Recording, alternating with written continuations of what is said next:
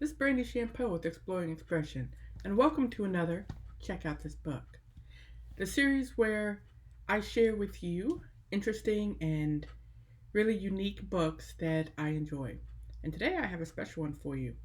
This is called Blockhead, The Life of Fibonacci. And I don't know how often you've read math books, but math biographies are often really some of the most um, interesting and unique books around, and this one's no different. This is by Joseph, I'm going to mess this up, Dagnese, Dagnese, The Life of Fibonacci. All right, let's get started.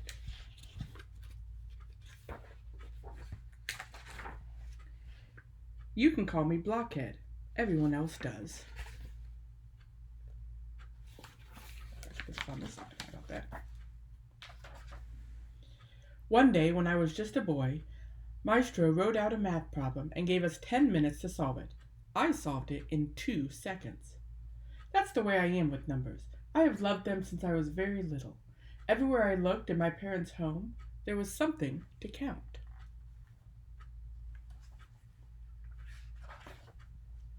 That day in class, the other students did their math on abacuses and wrote out their answers in Roman numerals. It was time-consuming, but that's how we did our math back then. As I waited for them to finish, I got bored. I counted 12 birds in a tree outside.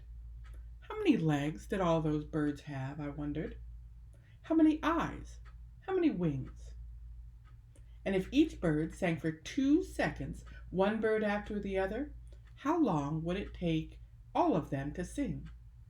These were such beautiful questions that I started daydreaming. Here's the birds. How many legs do you think 12 birds have? Leonardo, cried Maestro, how dare you daydream in my class? But sir, I said, I was thinking. Aha, Maestro cried, there's the trouble. There will be no thinking in this classroom, only working. You're nothing but an absent-minded, lazy dreamer. You blockhead. The other kids laughed. Blockhead, blockhead, they cried. I was so sad that I ran out of schools and into the streets of Pisa. Was that very nice? That wasn't very nice. I let the noise of the city swallow me up. What a wonderful city it was. The year was 1178, and Pisa was one of the greatest cities in all of Italy.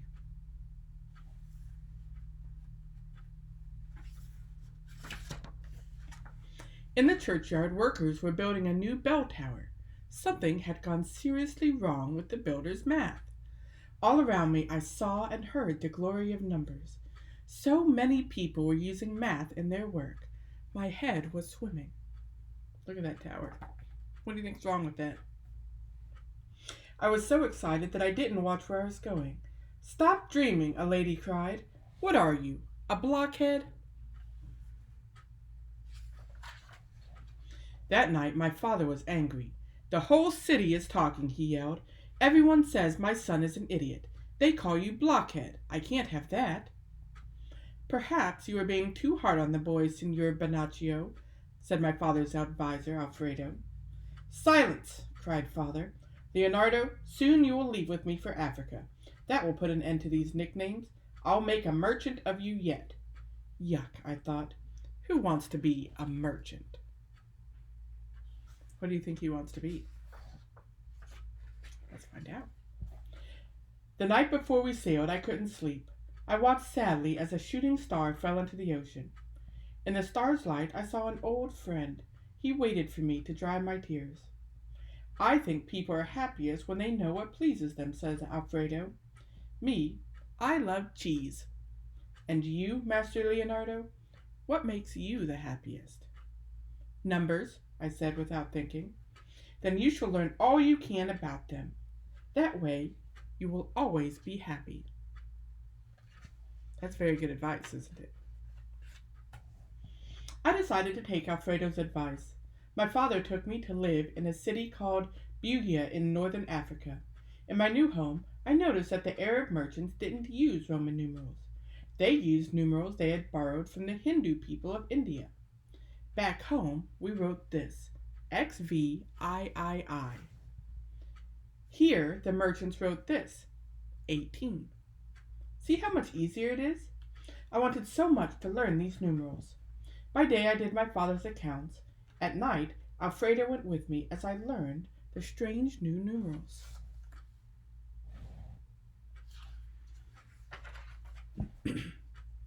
When I got older, my father sometimes sent me on business trips. When I wasn't working, I sought out wise men in every city. In Egypt, I learned how the ancient pharaohs and their subjects had used fractions. I measured my way through Istanbul, Turkey, and Damascus, Syria.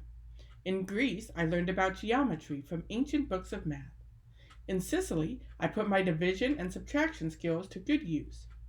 In France, I ate fish soup.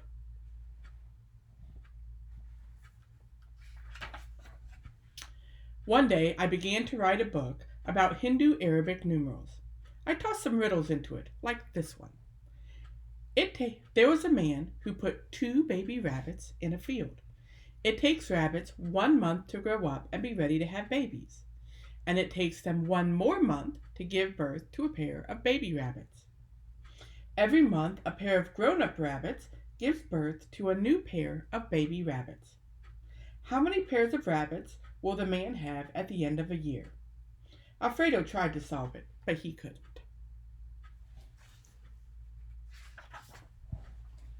Then I showed him how to solve the problem. On the very first day, you'd have 1 pair of baby rabbits. At the end of month 1, you'd have 1 pair all grown up and ready to have babies.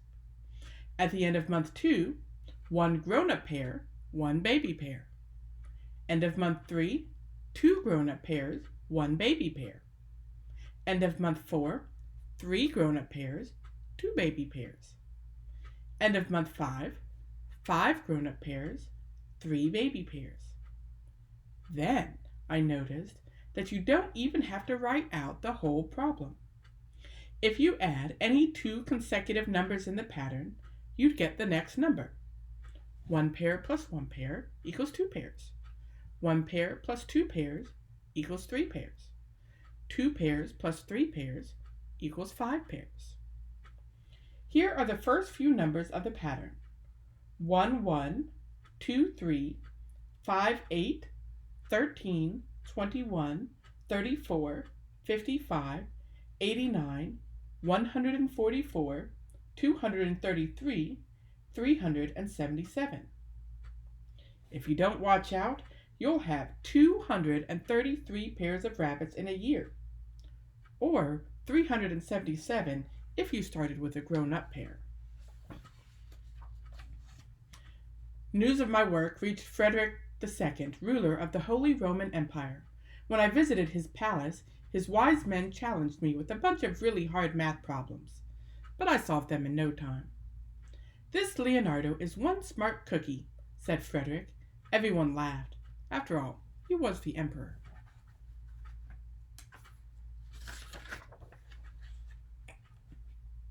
I felt proud of my accomplishments, but one day when I was back in Pisa, I overheard some people talking in the marketplace.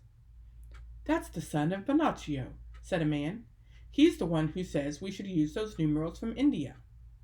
"What's wrong with the old numerals?" asked another. "If they were good enough for the Romans, they're good enough for me." What a blockhead! Suddenly, I was sad again. What good is all my work if people don't listen, I thought. People will always remember me as a blockhead. I wondered what my old friend Alfredo would have said. Suddenly, it was as if he was there with me. "Don't listen to those fools, Leonardo," wrote Alfredo. "Aren't these numbers of yours very important?" There he is back there. "I certainly think so," I said. "Someday Hindu Arabic numerals will be known all over the world. Why, the more I study them, the more amazed I am by them." With that, I pointed to a flower on the beach. "How many petals does this flower have?" Alfredo counted and answered, 21. "And this flower?" 13, he replied. So what? But I did not reply. Instead, we walked along the beach all night counting things. We counted 3 petal flowers, 5 petal flowers, and 8 petal flowers. We counted to 5 on the arms of a starfish and inside an apple. See, Alfredo, I said, in everything that I count, everywhere that I look, I keep finding the same numbers. Do you recognize them? Alfredo recited them aloud. 1, 1, 2, 3, 5, 8, 13, 21, 34, 55. My goodness, he cried. They are the numbers from your rabbit problem. Exactly, I said, and we're just getting started. Lately, I've been thinking about those numbers in a different way. Watch. In the sand, I drew one tiny square and one more tiny square next to it. Next came a shape 2 square high and 2 squares wide.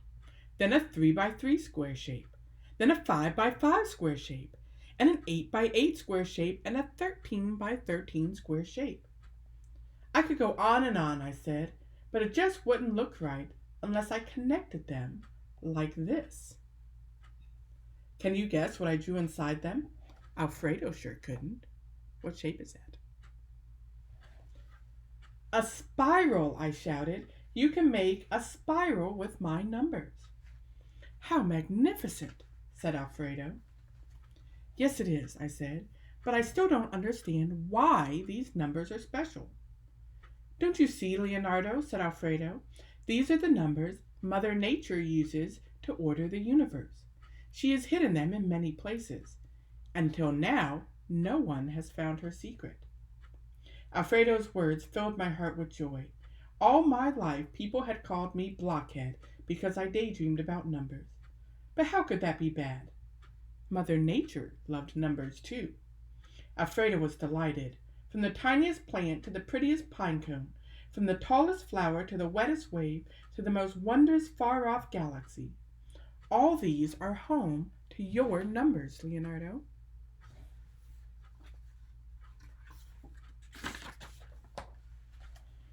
I am old now, but numbers still make me happy. In all my years, I have never told anyone the secret I shared with Alfredo that night. But now I've told you. Look through this book again, and you will find my numbers just as they are in real life. Now you see why I don't mind being called a blockhead after all. The end. It's Blockhead, the Life of Fibonacci. He was very, very important in the world of math. So I hope you enjoyed that. I sure did. And until next time, we'll see you later.